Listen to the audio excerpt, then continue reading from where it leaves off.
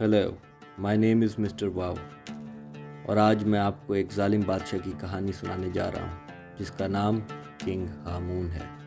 Without wasting the time, let's get started. मिस्र के दिल में एक बादशाह की हुकूमत थी जिसके नाम ने गलियों में सरगोशियों को सुनने वाले सबके दिलों में खौफ तारी कर दिया। इस ज़ालिम बादशाह का नाम फ़िरौन आमून था। इसकी हुकूमत अज़मत से नहीं बल्कि इस जुल्म से निशान ज़द थी जिसने दरियाए नील की रेत को मासूमों के खून से रंग दिया। अमून एक ऐसा शख्स था जिसे उसकी ताकत की प्यास और उसकी तसल्लुत को वुसअत देने की उसकी नाकाबिले तस्खीर ख्वाहिश थी। उसने अपने लोगों की भलाई की परवाह ना करते हुए अपने नाम और अपने शान की परवाह की। उसकी रियाया उसके गज़ब से मुसलसल खौफ में रहती थी क्योंकि उसने लोहे की मुट्ठी से हुकूमत की और उन लोगों पर रहम नहीं किया जो उसकी मुखालफत करने की जुर्रत रखते थे। इसकी ज़ालिमाना हुकूमत में तहत मिस्र के लोगों को बहुत नुकसान पहुंचाया गया। इसके दौरे हुकूमत में टैक्सों को गैर मुनसिफाना तौर पर लगाया गया था। बहुत से लोग गुर्बत और मायूसी में मजबूर थे। इख्तलाफ को तेज़ी से कुचल दिया जाता था। बागियों को आमून के बेरहम सिपाहियों के हाथों इबरतनाक अंजाम का सामना करना पड़ता था। और सबसे बुरी बात यह है कि देवताओं के मंदिरों की बेहुरमती की जाती थी। बादशाह की तिजोरियों को भरने के लिए इनके मुकद्दस नमूनों को लूट लिया जाता था।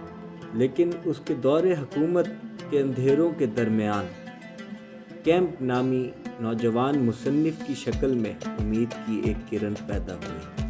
अपने साथी मिस्रियों के हमरा कैंप ने अमून के जुल्म के सामने झुकने से इनकार कर दिया। उसने बादशाह की तरफ से की जाने वाली नाइंसाफियों के खिलाफ बोलने की हिम्मत की। अपनी अक्ल और चालाकी का इस्तेमाल करते हुए दूसरों को अपने मकसद के लिए इकट्ठा किया। पहले पहल कैंप की कोशिशें फ़िरौन की ताकत के खिलाफ बेसुध लगीं, लेकिन जैसे जैसे उसकी बहादुरी का चर्चा पूरे मुल्क में फैल गया, उसी तरह बगावत के शोले भी भड़क उठे। आहिस्ता आहिस्ता लेकिन यकीनी तौर पर एक मज़ाहमत बनना शुरू हुई।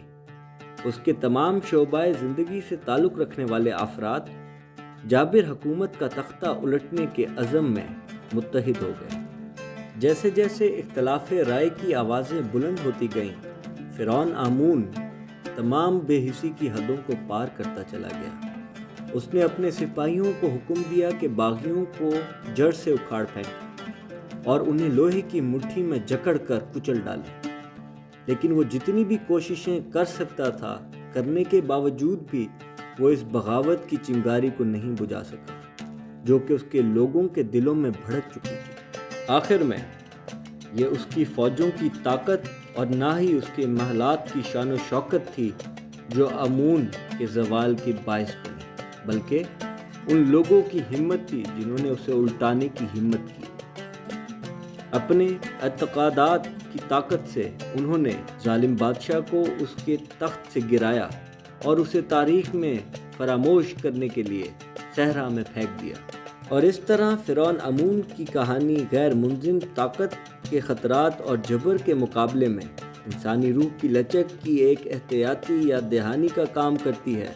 अगरचे उसका दौर ज़िल्लत के साथ ख़त्म हुआ, लेकिन उसके जुल्म की मेरास जुल्म पर इंसाफ की फ़तह के सबूत के तौर पर ज़िंदा है।